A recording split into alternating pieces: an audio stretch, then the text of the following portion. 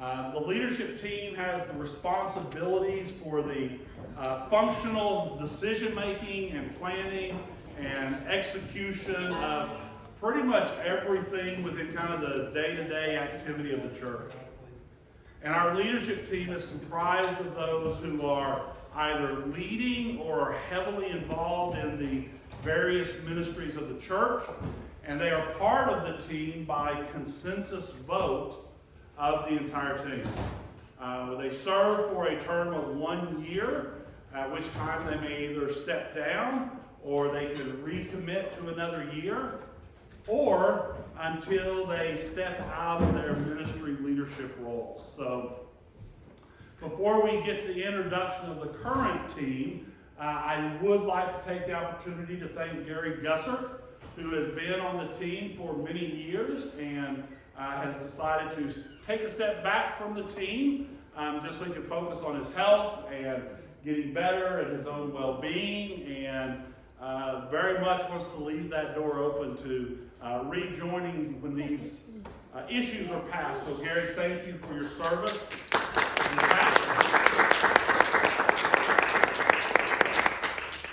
So I want to introduce the leadership team to you, and I'm going to ask you if they will please stand up.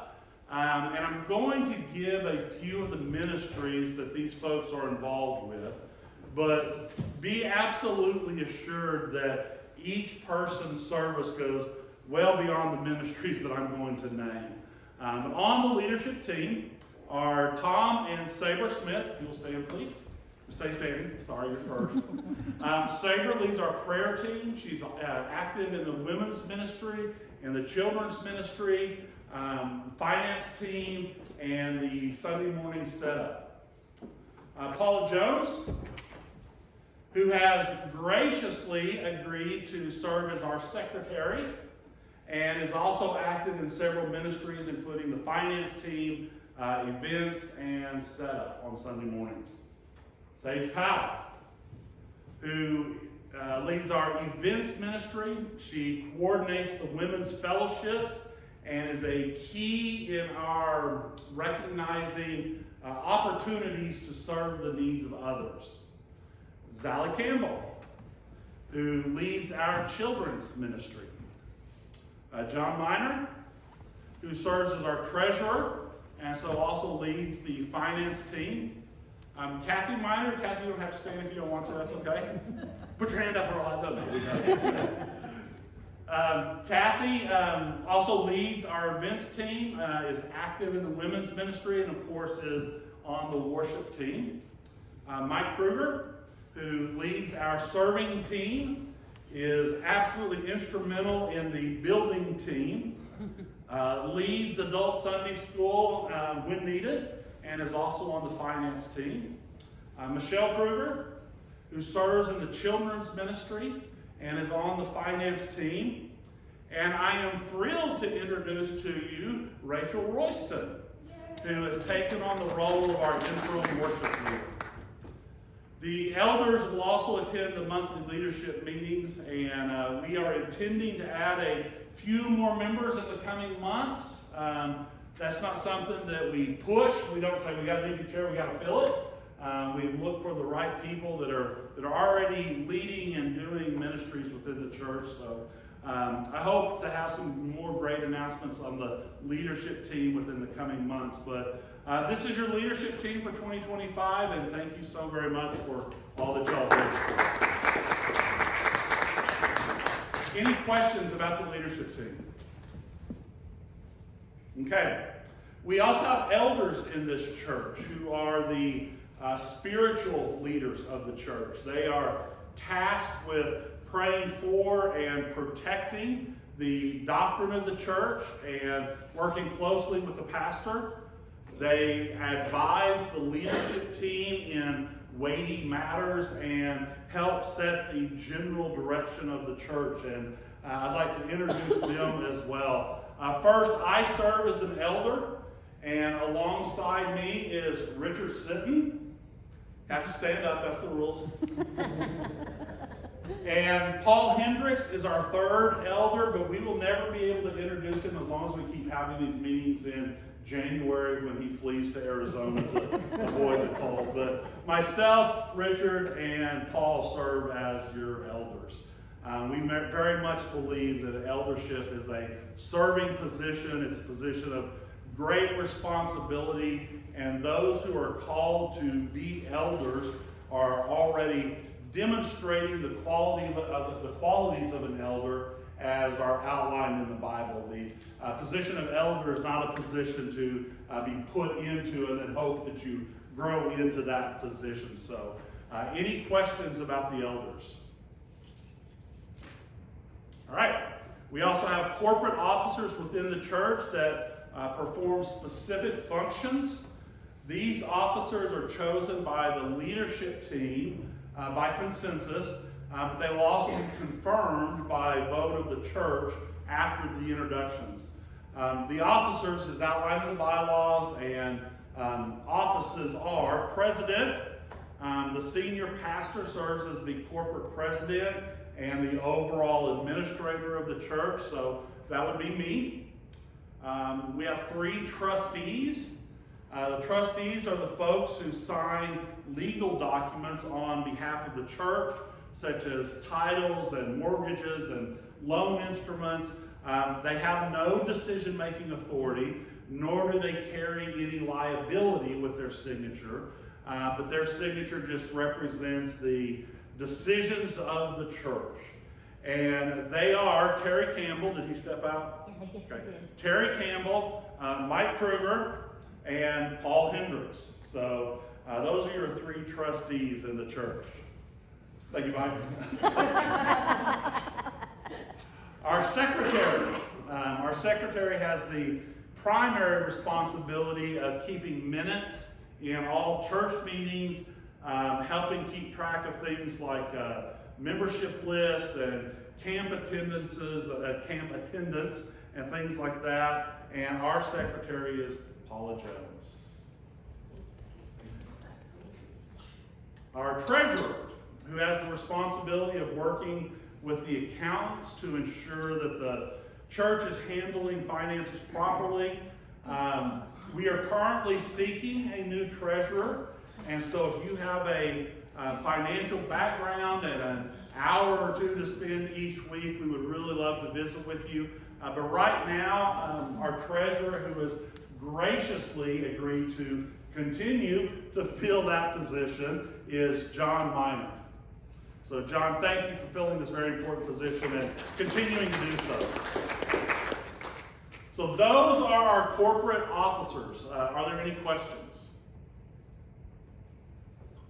All right, if there are no questions, I move that we confirm these individuals in the trustee, secretary, and treasurer offices by verbal majority vote. Either yes or no. Do we have a second to this motion? Sage seconds the motion. So those in the agreement of the people mentioned fulfilling their corporate offices, please respond with a yes. Yes. Those opposed to people filling these offices, respond with a no. Let the minutes show that there was a majority vote approving the corporate officers.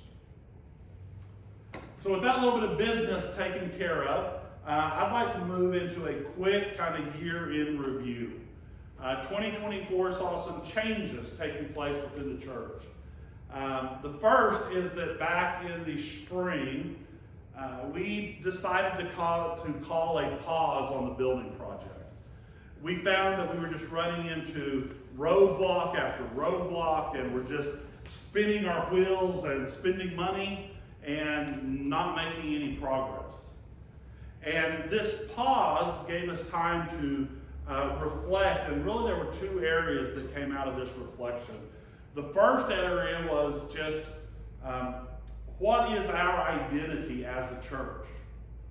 As we looked around at where God was leading the church and what kind of individuals He was bringing to the church, what ministries were performing and growing the kingdom, we began to wonder if we were still called to be exclusively a cowboy church.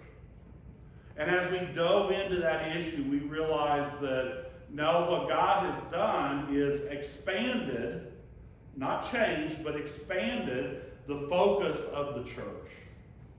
It certainly did not exclude cowboys, but our mission had been broadened to whoever God had put in our track, whoever God had placed before us. And so, as we talked about this in the mid-year update, but because of this, the decision was made to adjust our Constitution and our bylaws by replacing that exclusive language and embracing the broader mission that God had called us to. This also included changing the name of the church to Rockin Community Church. So those changes were hard, and decisions were not made lightly. There was a lot of prayer and discussion and just truly seeking God's direction. But these decisions that were made ultimately brought a unity to the church that just wasn't there prior to. So the second change that came out of this time was how we were then approaching the construction of the new building. Instead of a single individual bearing all the responsibility for that building, we created a team that combined both people who were familiar with construction and some that were just visionaries and could really dream about what could be. And this team was first tasked with just discerning a direction for the new building to take. And they were asked to approach that process without any preconceived notions or ideas. Their goal was and still is to provide the church with a plan for moving forward on a new building. That team is still very much at work literally every day. So they are still hard at it. What we learned through these changes is that it was necessary to get fully aligned with one another and also to align ourselves with the Holy Spirit's movement. And we really felt like that had to be done before we could really then start again to move forward. It was a hard but a good process to work through with those who were faithful and obedient to following God wherever He led. And I truly believe that we will see the blessings come from that process. I also want to talk briefly about some ongoing ministries.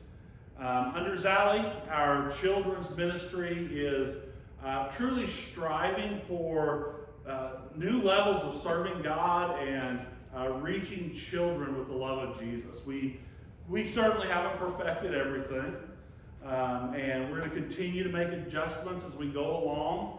But so far, we have moved that children's ministry into its own building. It's the Lincoln Library building. You could take a look at it if you ever want to. We've moved that ministry into that building so it has kind of a permanent home.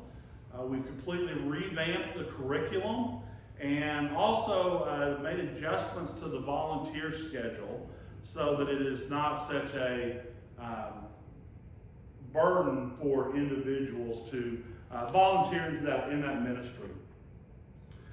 We are really trying to keep ministering to children and youth and families as a focus of our church.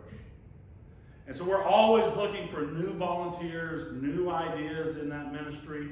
And if you feel called to participate in some way, myself or Zally would absolutely love to visit with you about it. Some other ministries. Throughout this past year, we had men meeting on Wednesday nights for a study that Joe O'Rourke was guiding, and the women were meeting on Tuesday mornings or Wednesday evenings for a study of their own. I put those things past tense because since fall, we've actually combined those study groups into one study on the book of Revelation that is meeting on Wednesday evening. But I do anticipate that when that study is over, probably in late spring, we'll once again have men's and women's groups meeting separately during the week. Our prayer team continues to be an invaluable ministry to this church. They continue to meet on Tuesday morning. Richard Sitton is now leading our adult Bible study on Sunday morning, although Mike's going to be leading for a good part of February in Richard's absence. Heather Sitton is leading our youth for Sunday morning, and they actually are meeting in the old gas station, so they have a space that they can do whatever they need to do. And then the women are continuing to meet monthly for a time of fellowship. We have a serving team that is focused on meeting the physical needs of the people, certainly within the church, potentially on a broader scale, and just meeting those needs in a very practical way. And while it seems like we have a lot going on, we are truly always looking for opportunities to better minister to the people of this church and to reach out to the people of this community. So if you have any ideas for a ministry that you would want to be a part of, I would love to visit with you about that potential. And if you are feeling called to serve, but you just don't know exactly where you could fit in, again, I would love to visit with you about that, because there is nothing that is more joyful and brings you closer to God, brings you closer to the people that you are serving with, bring you closer to the people you are serving, that there is nothing better than serving. And so I just want to encourage everyone within the church to find a role to fill in order to serve God's kingdom. So any questions about the ministries, or have I missed one that I shouldn't have? All right. Well, I want to move on then to the annual financial report for 2024. God has certainly continued to bless this church. And I believe this church has been very good stewards of that money.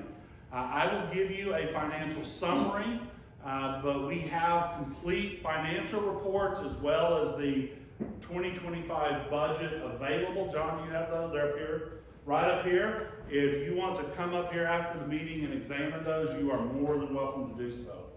But I want to give you a summary. We ended the year receiving $237,000 in tithes and offerings, which was an increase of about $8,000 over last year. This number does not include what was given to the building fund. We had $59,000 that was given specifically towards the building. And so combined, that means that we gave a total of $296,000. In 2024, we had $135,000 in expenses, which left a net income of $161,000. And a good portion of that surplus balance has been moved to the building fund, so I wanted to share some bank balances with you.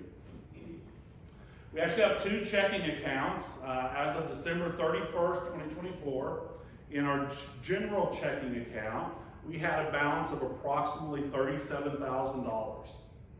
We also have a construction checking account that is used to pay for and track all of the expenses associated with the new building. And since we are not currently active in that building process, there's not a need for a lot of money to be in that checking account, but it does have a balance of about $1,700. This brings our checking account totals to $39,000. We also have two savings accounts. In our general savings account, we had a balance of $76,000. And as our general savings account grows, we do transfer some of that money into our building fund. And so in our building fund, we have a savings account here at Payne County Bank. We have a balance of $121,000. If you're thinking, wow, that doesn't sound as big as last year, you're right, because we made the decision to invest a good portion of that building savings into short-term FDIC-insured CDs in order to get a higher interest rate. Currently, we have 4 CDs, each totaling $100,000. And so our building savings at the end of the year was actually $521,000, which represents a year-over-year growth of about $179,000. That is such a blessing to have in the bank, if you will, as we look forward to a new home building for this church. So thank you for your generous giving this past year, and please keep it up.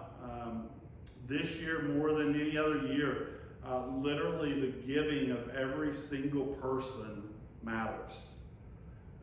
And one thing I want to mention, when it comes to giving, it might be easy to hear these numbers and think, you know, my little contribution is nothing. Or I can't contribute much, so why should I even bother to give? So I actually want to read from you just briefly in Mark 12. Mark 12, Jesus says this: "Sitting across from the temple treasury, he watched how the crowd dropped money into the treasury. Many rich people were putting in large sums. Then a poor widow came and dropped in 2 tiny coins worth very little. Summoning his disciples, he said to them, 'Truly I tell you,'" you don't get a "truly I tell you" or a "verily, verily," or whatever your translation says, unless Jesus is very serious about something. He says, "Truly I tell you, this poor widow has put more into the treasury than all the others. For they all gave out of their surplus, but she out of her poverty has put in everything she had, all she had to live on." I truly believe what Jesus says here. The amount, if you're able, certainly give more. But never feel like your small contribution doesn't matter. Jesus says she has put more into the treasury than any other. And I truly believe that not only will giving bless you, I believe that when a church is full of givers, not just when a few are giving a bunch, but when a church is full of givers, no matter the amount, God will bless those gifts. So it may very well be that your 2 tiny coins is exactly what God has been waiting on to shower blessings upon this church. So never underestimate your gift. Jesus certainly does not underestimate. Again, the full financial statements are available up front here, including the budget for 2025. If you have very accounting-specific type questions, I'll refer those to John. But are there any questions relating to the finances? All right, so let the minutes show that a financial summary was provided, as well as detailed financial statements made available. Which brings me to my final topic, the new building. And by the way, this will serve as our February building update. As I've already mentioned, we hit pause on the building process in the spring, and then we began to pursue the building again with this building team that I talked about, which started their work late last year. And the building team looked for other buildings that are already built that might be available for us to rent or to purchase, maybe remodel that would suit our needs. They looked for land that might be better equipped in terms of utilities, that might serve as a better location to build on. And then, of course, we also pursued what would be required to build a building on our current church land. And one of the first things that we did was address the security concerns we had. As most of you know, we had several thefts last year of church property from the land. And so we met with the Payne County Sheriff's Office to discuss our concerns about security. And in a nutshell, they told us that while they couldn't guarantee anything, we really didn't have anything to worry about. He went so far as to say, I can't remember ever responding to a burglary or vandalism at a rural church. So it's just not something that happens, according to him. So that gave all of us a lot of confidence that, we can build a building out there and not worry about just getting constantly broken into. So the next thing we did was meet then with the architect. Charles Boddicker is his name, out of Edmond. And the question that we had for him was, can you design a building that will meet our needs on our land and within kind of our budget that we have? Taking into account the lack of water that's out there and the inability to deal with the expense of a fire suppression system. And to summarize that conversation, he said that yes, if given some latitude in the design, then yes, meeting all of those requirements was a possibility. And so as the team continued to pursue other avenues, everything we were hearing and seeing just kept pointing towards building a building out on the church land. And while we haven't given up completely on other potentials, everything just seems to be pointing towards that direction. And so I want to update you with where we're at in that specific process of building a building out there. The need for a sprinkler system and getting fire marshal approval was the biggest hurdle that we had to building. And what the architect came up with was a two-building design that had the buildings in close proximity to one another, but separated by enough fire barrier and space that they would not need individually fire sprinkler systems. And so he took into account the square footage of the buildings, the occupancy load, all of those sort of things to design these two buildings. Where right now we have two approximately 3,000 square foot buildings that are kind of side by side one another. The first building would serve as our sanctuary and lobby area, and the second building would be classrooms and administrative offices. And so with those plans in hand, we then approached 4 general contractors to give us a budget for that building. And we have received those 4 budgets, and they actually are a pretty big range. On the low end, about $870,000, and on the high end, $1.4 million. That's obviously a pretty huge gap.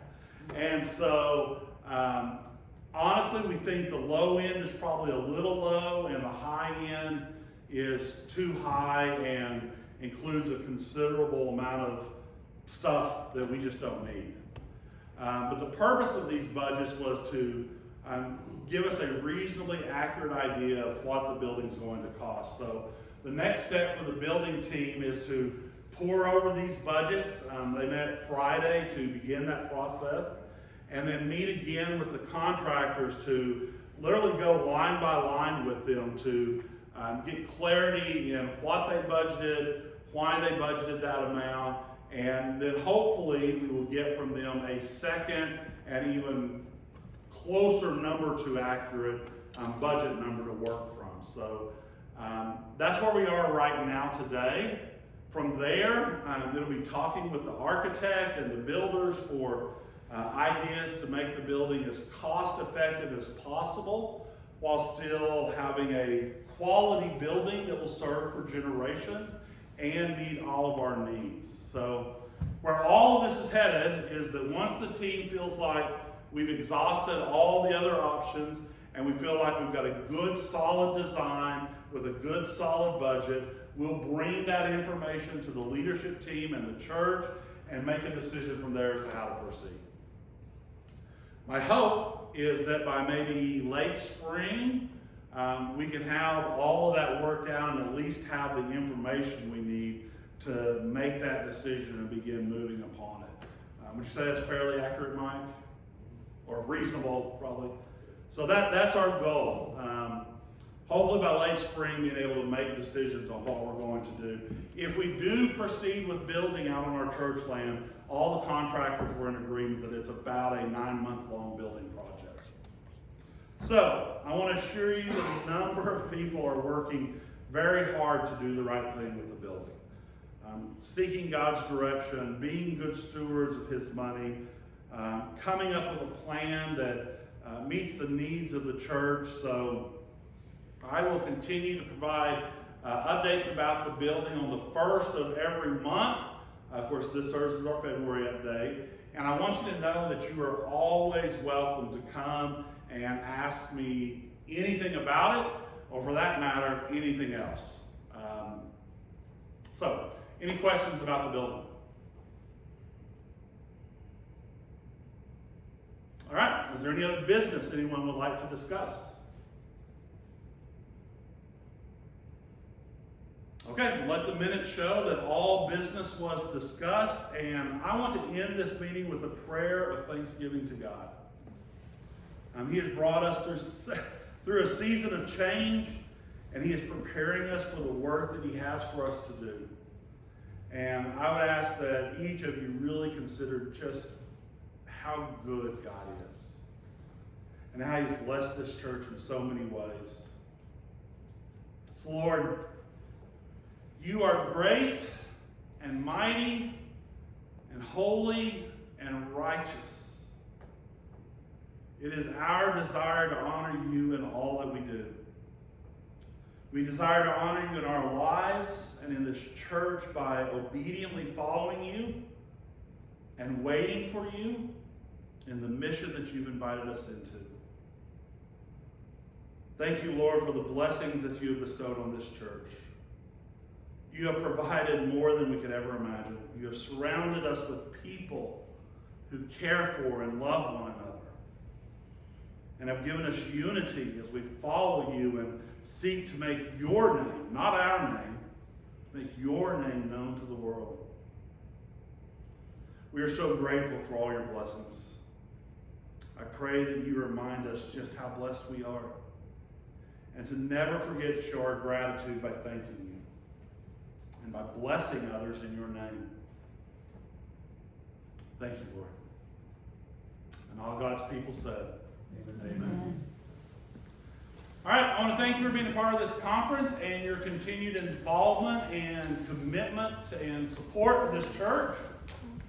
Keep putting God first in your hearts. Continue to pray for all things. Continue to work for unity as we continue our mission for God. This conference is closed and you are dismissed.